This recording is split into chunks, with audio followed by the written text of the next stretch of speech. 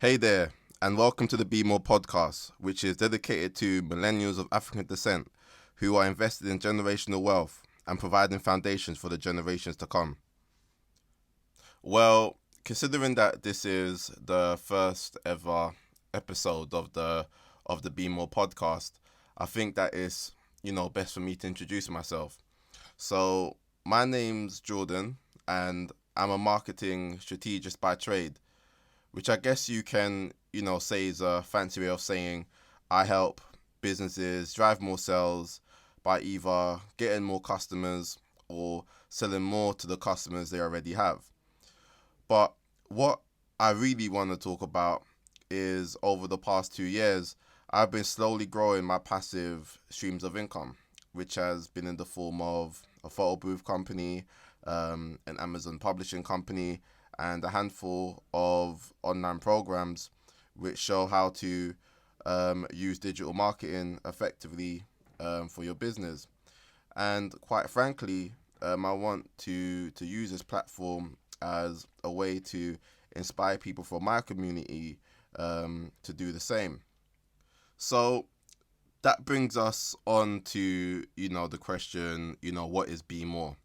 So bMoor is a platform for millennials of African descent whom are interested in generational wealth and passing down financial and social collateral to their children. Our main objective with this is to provide the skills, tools, and inspiration needed for people of our community to be thriving financially, spiritually, emotionally, and physically. And from there, grow an army of people who support each other, invest in each other, and buy from each other, growing a foundation not just for ourselves, but also for the generations which come after.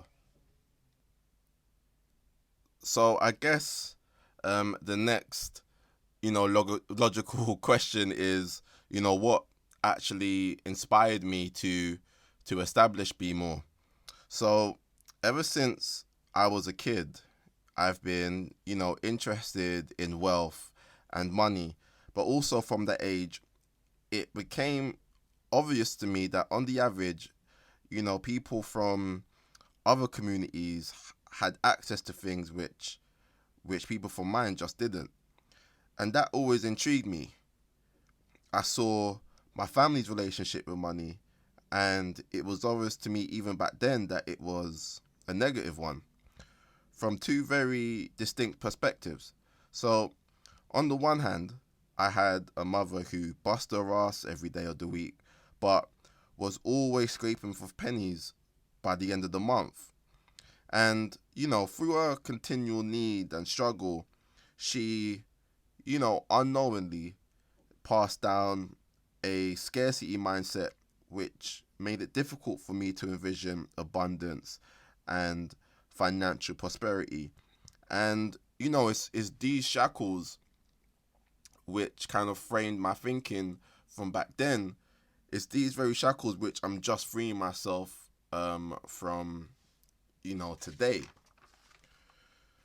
And then on the other hand, I have an uncle who made money from, I guess, more precarious means.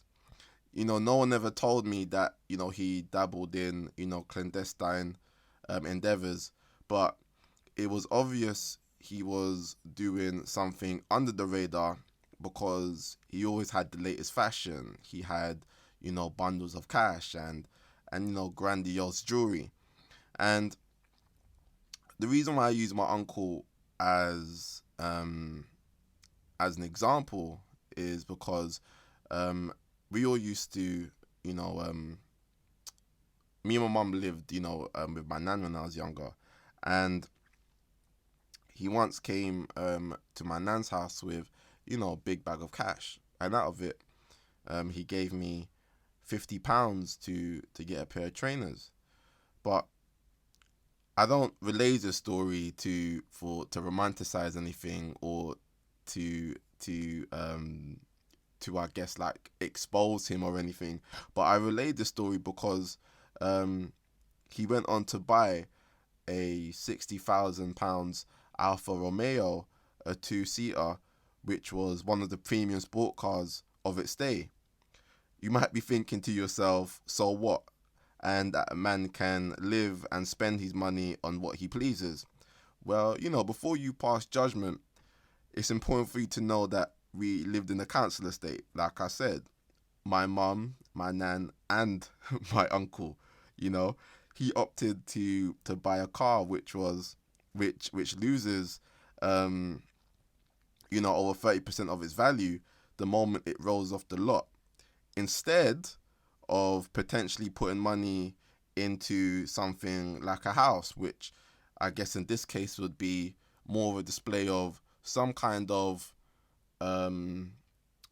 financial savviness or understanding. So this is an asset which could have still been paying him to this very day. So please don't look at this as criticism on either my mother or my uncle. In these examples, they were just doing the best they could, with the information in which they had. Like, the worst thing is knowing and not doing. You can't really blame people for being ignorant of certain things if it's never come in their path. I only relay these stories because I know that it serves as a template that many others from my community have experienced or still experience to this day. So yeah, it's just be mindful of that. And that's what bMoor's about, and why it's important to me. Like, bMoor is about looking back and understanding where things went wrong and where things were broken, and for us to analyze this generational cycle and put an end to the things which continue to breed negative results, and for us to improve upon it for ourselves and for the generations coming up.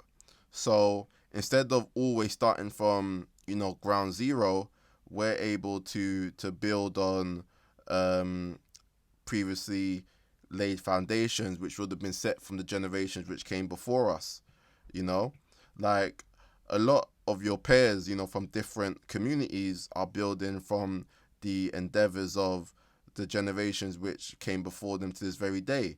And this gives them an immediate advantage the moment they come into the world. And this is the mindset we need to adopt if we are to safeguard the passage for the next generation and the generations which come after. So that concludes this episode.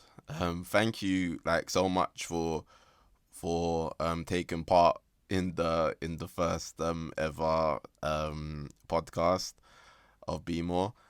We're gonna be releasing the podcast every single week.